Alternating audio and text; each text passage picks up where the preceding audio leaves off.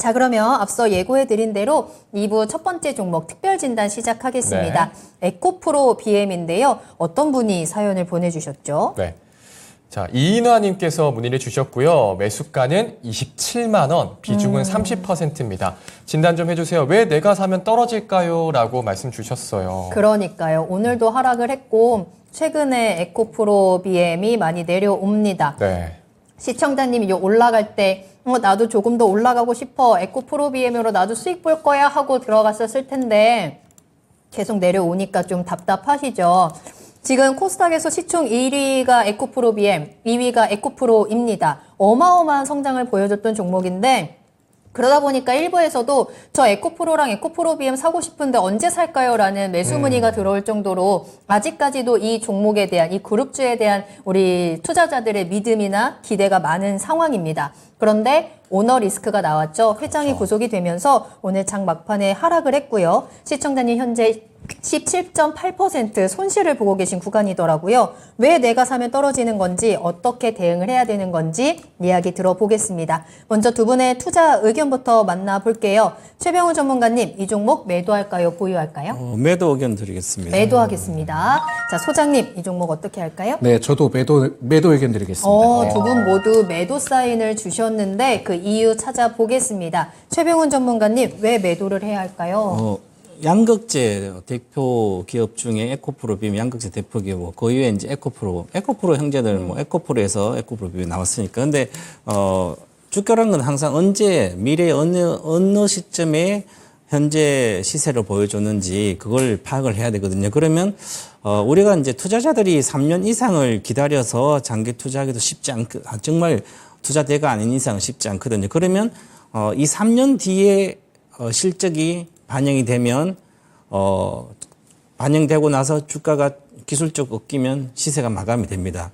그런데 저는 이제 양극재 기업은 내년까지 이미 4월 중순도 반타작 날 거라고 이야기했거든요. 네. 왜냐하면 계속 지난주 그처럼 양극재 기업들은 악재만 쏟아져 나올 겁니다. 앞으로 내년까지도.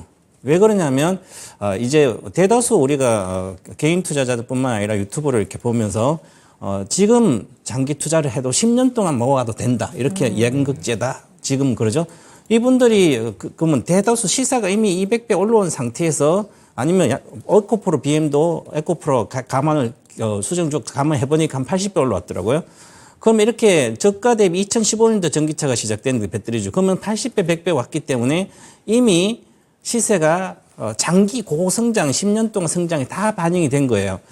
그럼 우리가 이제 가장 많이 올라갔던 게 우리 이동통신 시대가 한 400배 올라갔거든요. 네. 화장품 200배 올라가고 그러면 에코프로도 200배 올라갔기 때문에 실제 시작 그러면 다 끝난 거고 또한 양극재는 우리가 PER을 계산할 때 25년도 시가총액 에코프로 BM이 한 1조 정도 영업이익이 나올 걸로 보는데 이것은 현재 애널리스트 컨센서스지만 저는 이보다 30% 정도 실제 적게 나올 걸로 보는데 왜냐하면 원자재가 계속 빠지고 있기 때문에 니켈, 코발트, 망간 다 빠집니다. 앞으로도 내년까지 경기가 침체되면 그러면 제품과 원자재가 빠지니까 제품 가격도 같이 내려갑니다. 그러면 지금 예상한 실적이 다 안 나오는 거죠. 또 실적 등락 아주 심하고 25년도 이익이 반영됐다는 것은 25년도부터는 추가로 이제 우리나라 전기차가 중국도 20, 30% 가면 시세가 다 마감되고 못 가고 있거든요. 그럼 우리나라 2025년도, 6년도에는 미국이 20%대로 전기차가 점유해 줄 수 있어요. 세계적으로. 그러면 이제 그때부터는 자동차 부품이나 소재주처럼 밸류를 넣어줘야 되거든요. 그러면 지금 10배로 보면 됩니다. 25년도, 26년도 영업이익의 10배. 그게 1조기 때문에 지금 30배가 갔거든요. 30조가. 그러면 이것은 과도하게 고평가된 거예요. 그 외국인들이 10몇만 원 버는 거 저는 이 에코프로 비하면 앞으로 내년까지 12만 원까지 빠질 거로 보거든요.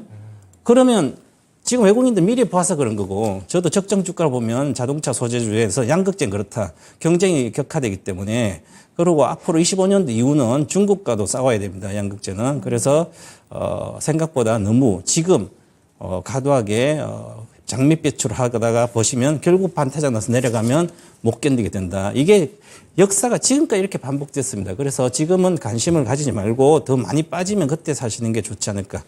올해는 투자 기회는 없다 이렇게 보겁니다.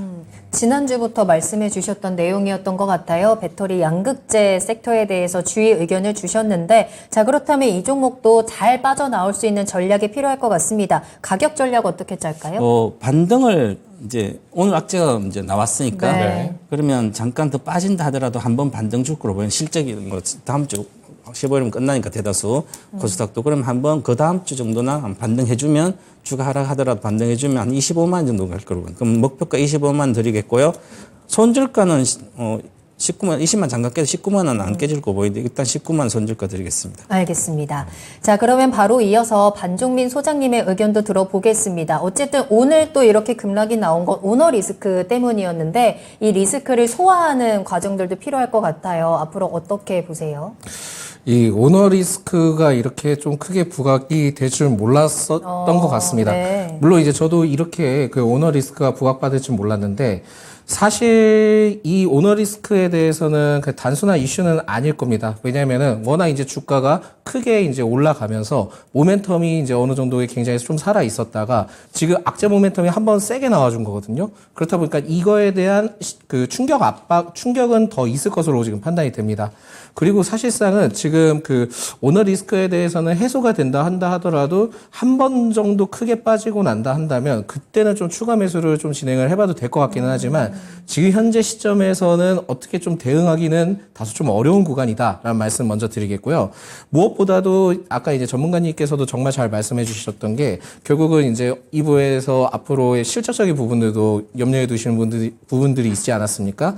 사실상 그 작년에 그 올해의 경우나 이제 그 작년의 경우에는 환율이 이제 좀 높아지면서 매출적인 부분에 대한 좀 기여를 좀 많이 했습니다. 그렇지만은 사실상 지금 그 금리도 그 미국 금리도 인상이 되면서 원래는 좀 환율이 좀 올라가줘야 되는 게 정상인데 지금 좀 이게 반응이 좀 이상하더라고요. 네. 그러면서 지금 환율이 그 당시 때 1,400원대보다도 지금 많이 내려왔기 때문에 매출적인 부분들이나 실질적인 부분들이 생각보다는 그렇게 많이 못 나올 가능성이 있다는 점을 좀 참고로 하시면 될 것 같습니다.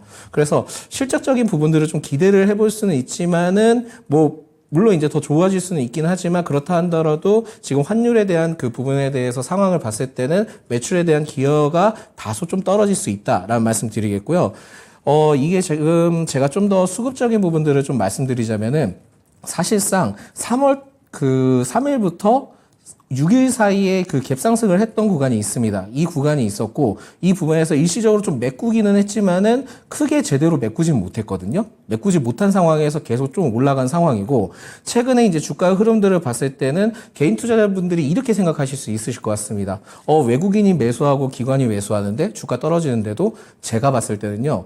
크게 올라간 구간에서 기관과 외인의 그 매도가 계속 나왔었거든요. 네. 그거에 대한 공매도에 대한 좀 상황으로 좀 보여지고 있고요. 그거에 대해서 쇼커버링 하기 위해서 지금 메꾼 것으로 판단이 되고 있기 때문에 현재 구간에서 여기에서 뭐 추가 매수를 해서 추가 상승을 보여준다거나 이 부분에 대해서는 크게 좀 기대를 안 하시는 게 낫지 않을까라고 판단해서 제가 보기에는 지금 현재는 될 수 있다 한다면 그 비중을 30%보다는 20%로 맞춰주시는 게 나을 것 같다라는 말씀 드리겠고 지금 만약에 내일 추가적으로 하락을 해서 21만 원대 안착을 하게 된다 한다면 제가 봤을 때는 추가적으로 20만 원도 이탈할 가능성도 충분하다라는 말씀을 드리겠습니다. 그래서 제가 보기에는 일단 한 번 정도 반등이 나온다 한다면 24만 원대는 좀 어느 정도의 매도를 하시는 게 낫지 않을까 판단이 되고 있고 아래쪽에는 20만 원 아래대 내려오고 19만 원대까지 내려오면 그때는 더 밑에 크게 열려 있으니까 이 점을 참고를 하셨을 때 19만 5천 원대는 손절을 좀 감행을 하셔라라는 말씀드리겠습니다. 네.